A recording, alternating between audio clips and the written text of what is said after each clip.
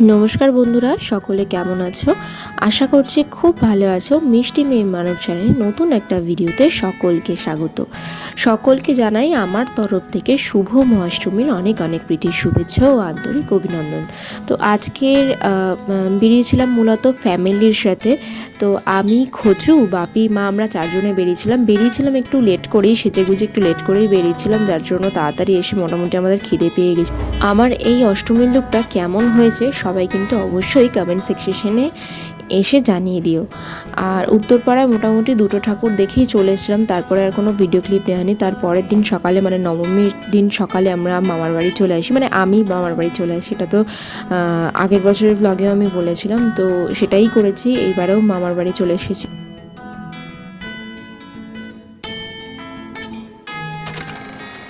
সকলকে জানাই আমার তরফ থেকে মহানবমীর অনেক অনেক প্রীতির শুভেচ্ছা ও আন্তরিক অভিনন্দন। সবাই আজকের দিনটা খুব খুব ভালো করে কাটাও, খুব মজা করে কাটাও। তো আমরা মোটামুটি বিকেল 4টের নাগাদ সেজে গুজে বেরিয়ে পড়েছি গোয়ালগাছা রাজবাড়ির উদ্দেশ্যে, যেটা এখানে বাবুদের রাজবাড়ি নামে পরিচিত।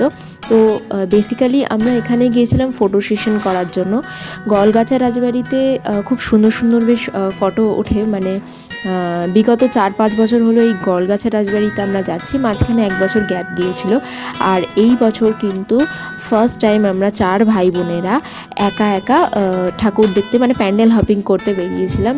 মানে প্রত্যেক বছর 9 মাসি 9 মামা 9 মামি কেউ না কেউ থাকে, এই বছরে কিন্তু আমরা মোটামুটি একাই ছিলাম 4 ভাই বোন। আর প্রচণ্ড মজা করেছি আমরা, প্রচণ্ড মজা হয়েছে, হাসি ঠাট্টা। তো এখন গোয়ালগাছা রাজবাড়ি থেকে বেরিয়ে এসে আমরা ডানকুনি স্পোর্টিং ক্লাবের লাইনে দাঁড়িয়ে রয়েছি। ডানকুনি স্পোর্টিং ক্লাবের কতটা লাইন সেটা তো তোমরা যারা এখানে থাকো, মানে ডানকুনি এরিয়ার মধ্যে থাকো, তারা অবশ্যই জানবে। এই হচ্ছে ডানকুনি স্পোর্টিং ক্লাবের থিম। তো এখানে প্রত্যেকবারে আমরা পাসে ঢুকি, বাট এবারে পাস না থাকা এই নর্মাল লাইন ঢুকতে হয়েছে। কেমন হয়েছে তোমরা কিন্তু অবশ্যই কমেন্ট সেকশনে এসে জানিও। সরি, ভুল বললাম, আমাদের 4 ভাই বোনের নবমীর লুক কেমন হয়েছে অবশ্যই কমেন্ট সেকশনে জানিও। আর হ্যাঁ, তোমরা ঠিকই ভেবেছো, অষ্টমী এবং নবমীর ভিডিও দুটোই একসাথে পোস্ট হবে। আমরা 2 বোনে যখন সাজুগুজু করছিলাম তখন কিন্তু আকাশের দিকে তাকিয়ে দেখি যে আকাশের মুখ কিন্তু খুব ভার।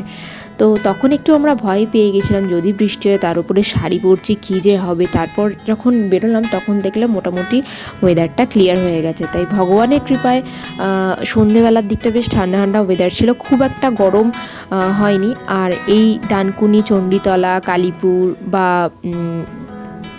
এইদিকে যারা থাকো তারা তো জানোই, কালীপুর থেকে আপ টু দিল্লিওট পর্যন্ত সমস্ত রকম বিকেল 4টে থেকে সমস্ত টোটো অটো বন্ধ। তাই অগত্যা রেল লাইনটাকে অ্যাভয়েড করার জন্য আমরা ডানকুনি ব্রিজ দিয়ে 4 ভাই বোন, আরও লোক ছিল, হেঁটে যাতায়াত করছিলাম। এখন কিন্তু আমরা 4 ভাই বোনেরা দাঁড়িয়ে রয়েছি ডানকুনি দক্ষিণ সুভাষপল্লী ঠাকুরটা দেখার জন্য। আর এই লাইনে দাঁড়িয়ে একটু আধটু কষ্ট হচ্ছিল, মানে গরম হচ্ছিল আর কি, কিন্তু বাকি যে রাস্তা আমরা গিয়েছিলাম কোথাও খুব একটা সেরকম কষ্ট হয়নি বা গরম হয়নি, খুব ঠান্ডা ওয়েদারই ছিল সন্ধ্যের দিকটা। তো এই হচ্ছে দক্ষিণ সুভাষপল্লীর প্যান্ডেলটা।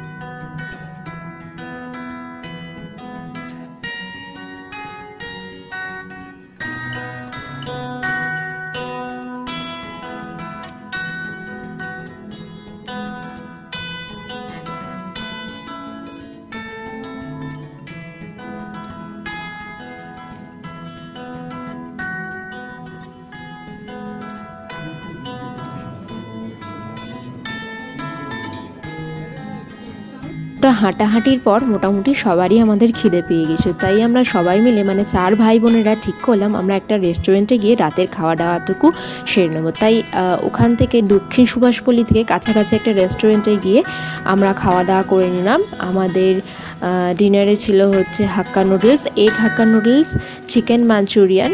খাওয়া দাওয়ার টেস্টটা খুবই ভালো ছিল। তো খাওয়া দাওয়া সেরে আমরা বেরিয়ে পড়ি বাড়ি ফেরার উদ্দেশ্যে। আর দেখো ডানকুনিতে কত জ্যাম, এটা কিন্তু ব্রিজে ওঠার আগে। তো যাই হোক, ভিডিওটি আমি এখানেই শেষ করছি। ভিডিওটি ভালো লাগলে অবশ্যই লাইক করে দিও আর আমার চ্যানেলটি সাবস্ক্রাইব করে দিও।